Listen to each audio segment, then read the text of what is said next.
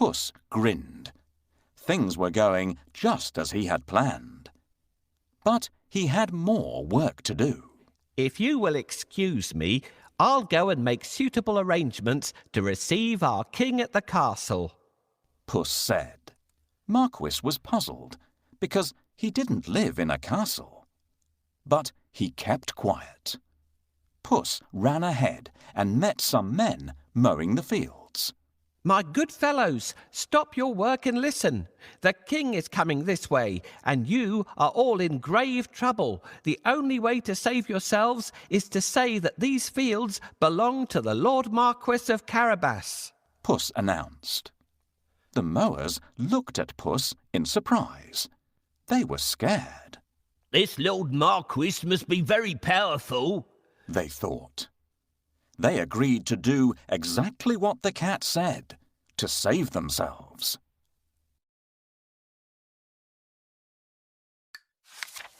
Puss went ahead and saw some men and women reaping grain in a field. My good fellows, you can reap later, but listen to me now. The king is coming this way, and he'll make mincemeat of you unless you say that these fields belong to the Lord Marquis of Carabas, Puss announced. The reapers were very puzzled, but they definitely did not want to become mincemeat. They promised to tell the king that the fields belonged to nobody but Lord Marquis of Carabas. Puss went ahead and warned everybody to tell the king that the land belonged to Lord Marquis. The people thought that it wouldn't be right to mess with Lord Marquis. They decided to do exactly what the cat asked. But Puss had still more work to do. Huff, puff. He ran all the way until he reached a huge castle. Can you guess whose castle it was? Yes. The castle and all the lands belonged to a fierce and powerful ogre. But Puss was not scared of the ogre. He knocked at the castle door. Blim, blam. 2 guards opened the door. I'd like to pay my respects to your mighty master, said Puss. The guards knew that the ogre loved anybody who admired him. So they let Puss in at once. Puss bowed low to the ogre. I have heard much about your great powers. Is it really true that you can transform yourself into any animal you wish? Asked Puss. Even a lion? Watch me, said the ogre. Right before Puss's eyes, he transformed himself into a mighty lion. He roared so fiercely that Puss sprang up the curtains in fright. The ogre laughed loudly. That's amazing, said Puss. But I bet you can't turn yourself into a small creature. That's the most difficult thing in the world. I can, said the ogre. No, it would be impossible for a mighty ogre to turn into something like, for instance, a mouse? Said Puss.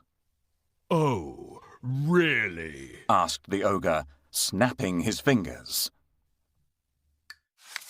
Boom! The ogre became a tiny mouse and scurried across the room. Quick as lightning, Puss pounced on the mouse and ate it in one gulp.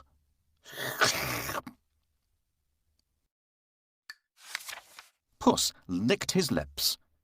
He clapped his hands 3 times and summoned all the people living in the castle. The ogre is no more, Puss announced. Will you accept Lord Marquis of Carabas as your master? He is kind and just, good and generous. The guards, maids, cooks, servants, and everyone else in the castle looked at Puss in surprise. But they nodded at once. They had never really liked the ogre anyway. Puss ordered everyone to prepare a feast for Lord Marquis and his very special guest, the king himself. The coach with the king, the princess, and my master will be here soon. I have to wake up the ogre right away.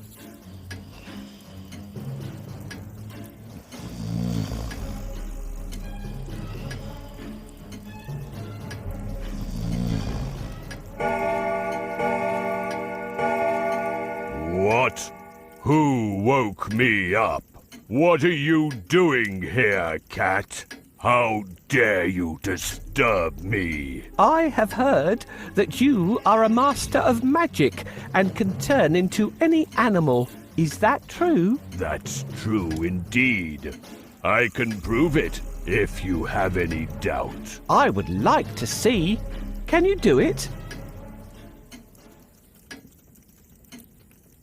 Turn into a lion, please. No problem. Whoa! How scary! Enough! I believe you. I really believe you now. Well, did I prove how great I am? Indeed, indeed. But if I ask you to turn into a tiny mouse, I bet you'll not be able to do it. That's so easy. Watch me. Help me catch this mouse before it turns into an ogre again.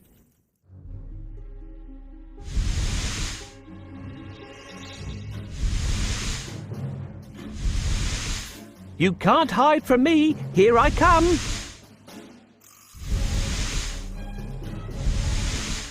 I'll catch you.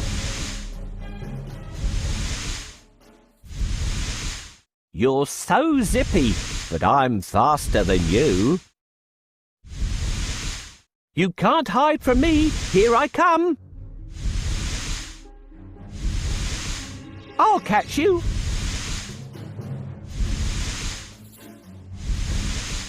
You're so zippy, but I'm faster than you. You can't hide from me. Here I come. I'll catch you.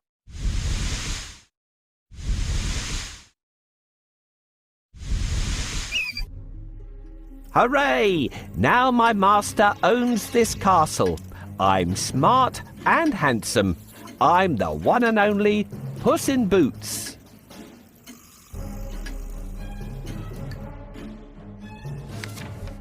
Meanwhile, the king travelled through the countryside, speaking to the people.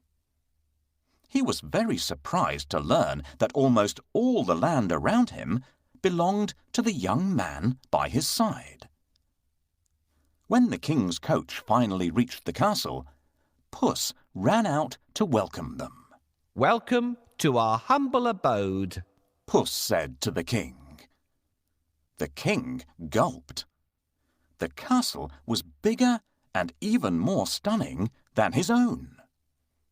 Puss led them straight to the huge dining hall. The table groaned with the weight of roast chicken, rabbit stew, mince pies, smoked duck, and hundreds of other dishes. The king was in seventh heaven. After eating the great feast and sipping the finest wine he had ever tasted, the king said, My dear Lord Marquis, I'd be delighted if you would marry my only daughter. Marquis smiled at the princess. I will if the princess wishes to live with me, said Marquis shyly. The princess was so happy that she wanted to dance all around the castle. She blushed in delight and nodded. They married and lived happily ever after. And so did Puss, because loyal Marquis made him a lord of the castle. Puss enjoyed great feasts every day and did not go after rats or mice any more. except now and then, when he wanted some fun.